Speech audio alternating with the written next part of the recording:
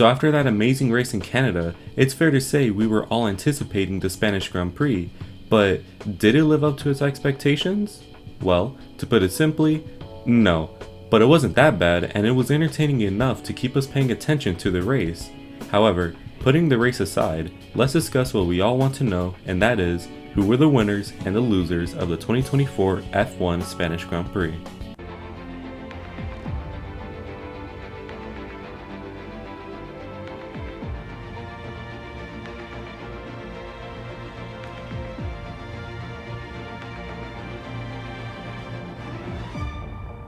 Let's start with the losers, and first up, we have Racing Bulls.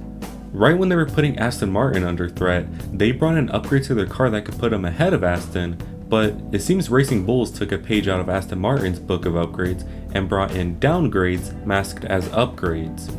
It's unfortunate really, because at a track like this, upgrades need to work since the track has a perfect balance of every turn and straight, and since they failed, who knows what this can spell for the rest of the year.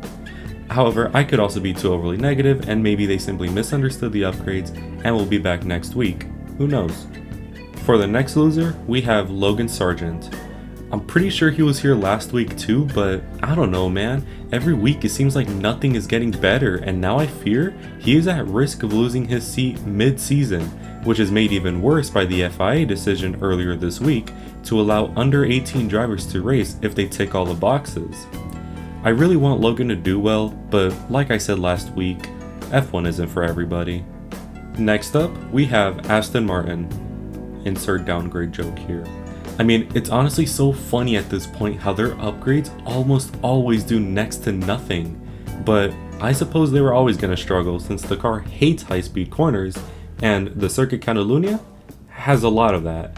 But surely they have to know why upgrades are not working. Like, is the factory sim just the F1 game? Do they not record data with these parts? Do they just make the parts and pray they work, or what? Like I said, it's really unfortunate. And also very funny. Next up, we have Oscar Piastri.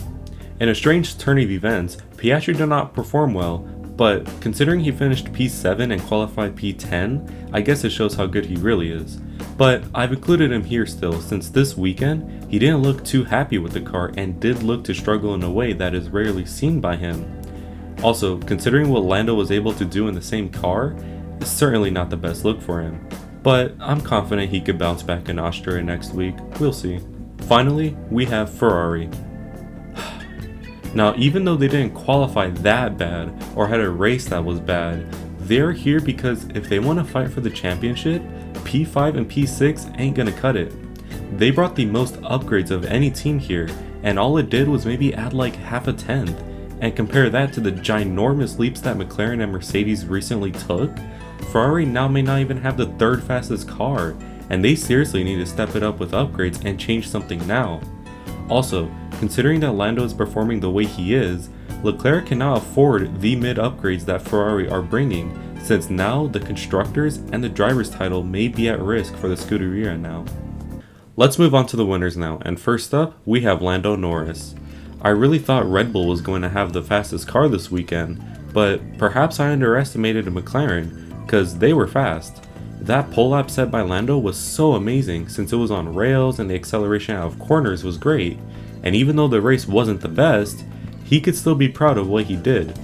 The mic is now on Red Bull because, dare I say, that McLaren now have the fastest car, so they need to respond to that soon and stop relying solely on Max Verstappen. Speaking of Max Verstappen, next up is him. He's really good.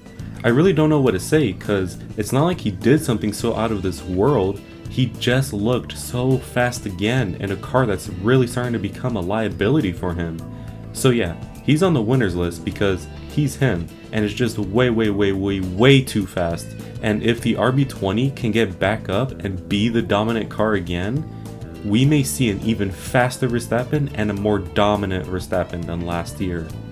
Next up, we have Alpine. I really hate this team, but bias aside, they seem to be making good progress with their car since Gasly in the lighter car model is starting to perform, and when the lighter car arrives to Ocon, who knows what they'll be capable of in the midfield. Also, it was announced that professional race fixer Flavio Briatore was re-signed to the team after his F1 ban was lifted, and I honestly consider this a dub, since this is just pure jokes, and I also want to see if anything is going to change within the team. Next up, we have Lewis Hamilton.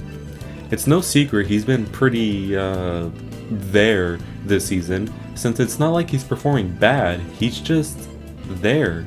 However, this race weekend, it looks like the old Lewis has come back, since he was rapid all weekend and actually carried over his free practice performance to the race and quali. Now, under normal circumstances, I wouldn't include Lewis here because this is what should be expected of him, but I'll let this slide, since this can truly be the start of his final season with Mercedes. Finally, we have Valtteri Bottas.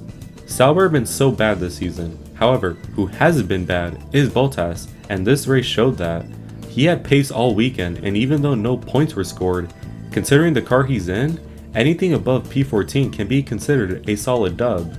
We can only hope that Sauber really finds something later on in the season so we could see Bottas and even Zhou in the points again. So that is what I thought of the Spanish Grand Prix, as well as my winners and losers of the race weekend. Let's also take this time to review my predictions for the quali and the race. For quali, I predicted that Charles Leclerc would get pole, and I think I jinxed him. For the race, I predicted that Max Verstappen would win, and I got this one right. However, it's not like this is wild to predict. For my random prediction, I said that George Russell was going to retire on lap 27 with engine issues, and fortunately for him, that did not happen and he actually had a very fantastic race. Anyways, let me know in the comments who you think the winners and the losers were of the race weekend, and if you agree or disagree with my list. And as always, don't forget to like and subscribe, and have an amazing day. Good weather for